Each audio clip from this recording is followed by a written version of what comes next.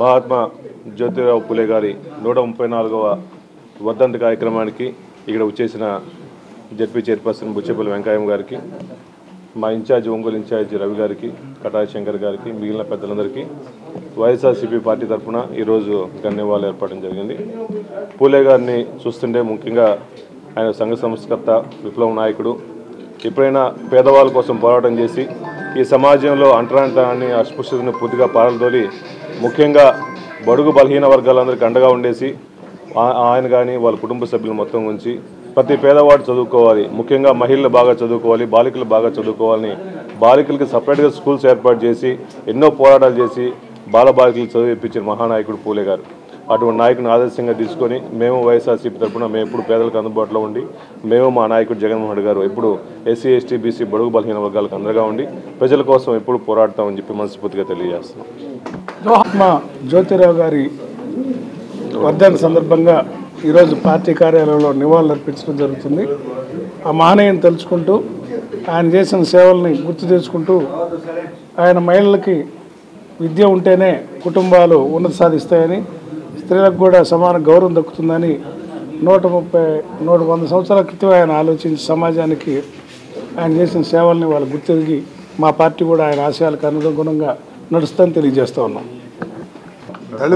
దళితుల కోసం, మహిళల కోసం భారతదేశంలోనే మొట్టమొదటిసారిగా పాఠశాలలు నిర్మించి విద్య ద్వారా వారిని దాస్య విముక్తులు గాంచి ఏదైతే అప్పుడు సమాజంలో ఉన్నటువంటి కుల వివక్ష, సాంఘిక దోపిడీ, అదేవిధంగా మూఢనమ్మకాలు, వాటికి కేంద్ర బిందువు అయినటువంటి బ్రాహ్మణాధిపత్యాన్ని బద్దలు కొట్టి మరి విప్లవ జెండా ఎగరేసినటువంటి తొలితరం విప్లవకారుడు మహాత్మా జ్యోతిరావు పూలే గారు.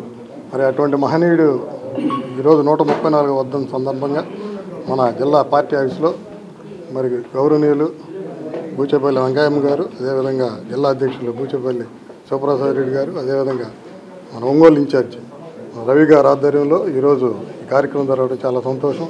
మరి ఎంతో సాహసోపేతంగా దాదాపు 170-180 ఏళ్ళ క్రితమే మరి ఆ రోజు పాఠశాలని మహిళల కోసం, అదేవిధంగా దళితుల కోసం స్థాపించారు. బొట్ల సుబ్బారావు, సాంస్కృతిక విభాగం జోనల్ ఇన్ఛార్జిగా పనిచేస్తున్నాను. 1827 ఏప్రిల్ 11వ తారీఖున మహారాష్ట్రలోనే పూణేలో జన్మించినటువంటి జ్యోతిబా పూలే గారు అట్టడుగు వర్గాల్లో ఆ రోజుల్లోనే నిమ్మన కుణాలు సామాజిక అస్పృశ్యతకు గురవటం కానీ, అలాగే ముఖ్యంగా స్త్రీలు విద్యకు దూరం అవటం కానీ ఇవన్నీ గమనించి ఒక సామాజిక విప్లవ జ్యోతిలాగా ఒక సామాజిక పితామహుడు డాక్టర్ జ్యోతిబా పూలే గారు ఆ రోజే మహిళలకు విద్య అవసరమని ముందుగా ఆయన పెళ్లి చేసుకున్నటువంటి సావిత్రిబాయి పూలే గారికి విద్య నేర్పి సత్యశోధక సమాజాన్ని ఏర్పాటు చేసి స్త్రీలకి విద్య అవసరమని విద్యను నేర్పినటువంటి గొప్ప మహాత్మా జ్యోతిబా పూలే. మరి ఆ రోజుల్లో సామాజికంగా ఉన్నటువంటి అస్పృశ్యతలు కానీ అట్టడుగు వర్గాలన్నింటినీ కూడా వ్యతిరేకిస్తున్నందుకు అక్కడ ఉన్నటువంటి పెత్తందారులు కొంతమంది కూడా వారి తండ్రికి ఫిర్యాదు చేసి ఆయన ఇబ్బంది పడితే ఆ రోజుల్లో ఆయన ఇంట్లో నుంచి వారి తండ్రి ఇంట్లో నుంచి బయటికి వెళ్ళగొట్టినటువంటి పరిస్థితి జరిగింది. మరి ఇవన్నీ కూడా ఎదుర్కొని జ్యోతిబా పూలే గారు సామాజిక మార్పు కోసం కృషి చేసినటువంటి మహనీయుడు. మరి దాన్ని స్ఫూర్తిగా తీసుకొని ప్రస్తుతం వైఎస్ఆర్ కాంగ్రెస్ పార్టీ నాయకులు వైఎస్ జగన్మోహన్ రెడ్డి గారు ముఖ్యంగా బడుగు బలహీన వర్గాలంతా కూడా ఆర్థికంగా అభివృద్ధి చెందాలని అన్ని రకాల పథకాలు ఏర్పాటు చేయటం, అలాగే స్త్రీలకి ఆర్థిక స్వేచ్ఛ కోసం జగనన్న ఇళ్ళు కానీ అన్ని పథకాల్లో కూడా స్త్రీలకి ప్రాధాన్యత కల్పించినటువంటి గొప్ప నాయకుడు వైఎస్ జగన్మోహన్ రెడ్డి గారు. మరి ఇప్పుడు మనం చూస్తే మాయ మాటలు, అబద్ధపు హామీలతోటి దొంగ మేనిఫెస్టోతో అధికారంలోకి వచ్చినటువంటి కూటమి ఏదైతే ఉందో, ఈవీఎంల మహిమ కావచ్చు, పవన్ కళ్యాణ్ పుణ్యం కావచ్చు, వచ్చి గత 6 నెలల నుంచి కూడా బడుగు బలహీన వర్గాలందరూ కూడా ఇబ్బందికి గురి చేస్తూ అన్ని పథకాలు కూడా నిలిపేసి ప్రజా వ్యతిరేకతను మూటగట్టుకున్నటువంటి ప్రభుత్వం చంద్రబాబు ప్రభుత్వం. వీటన్నిటిని కూడా మేము అందరం కూడా ఐక్యంగా తీవ్రంగా ఖండిస్తున్నాం. అలాగే ప్రజా పోరాట స్ఫూర్తితో ఈ పథకాలను అమలయ్యే విధంగా మన రాష్ట్ర నాయకులు వైఎస్ జగన్మోహన్ రెడ్డి గారు, వైవి సుబ్బారెడ్డి గారు, అలాగే రీజనల్ కోఆర్డినేటర్ కారుమూరి నాగేశ్వరరావు గారు, చెవిరెడ్డి భాస్కర్ రెడ్డి గారు, మన జిల్లా అధ్యక్షులు బూచపల్లి శివప్రసాద్ రెడ్డి గారు, ఇన్ఛార్జి చుండూరు రవి గారు, నగరాధ్యక్షుడు కటారి శంకర్ గారి ఆధ్వర్యంలో మేమందరం కూడా పోరాట స్ఫూర్తితోటి ఈ పథకాలు అమలయ్యేదానికి కృషి చేస్తామని తెలియజేస్తున్నాను. ఒంగోలు వైఎస్ఆర్ కాంగ్రెస్ పార్టీ కార్యాలయంలో జ్యోతిరావు పూలే గారి వర్ధంతి సందర్భంగా వారికి నివాళులు అర్పించడం జరిగింది. ఈరోజు సమసమాజ స్థాపనకై వారు ప్రతి ఒక్క విషయంలో కూడా మొట్టమొదటిగా వారి భార్యతోటే మహిళ ఆమె టీచర్ చేయించి ఒక ఉపాధ్యాయురాలుగా బయటికి తీసుకొచ్చి సమాజంలో మహిళలకి ప్రాధాన్యత ఇవ్వాలని మొట్టమొదటిగా వారు పోరాడినటువంటి వ్యక్తి జ్యోతిరావు పూలే గారు.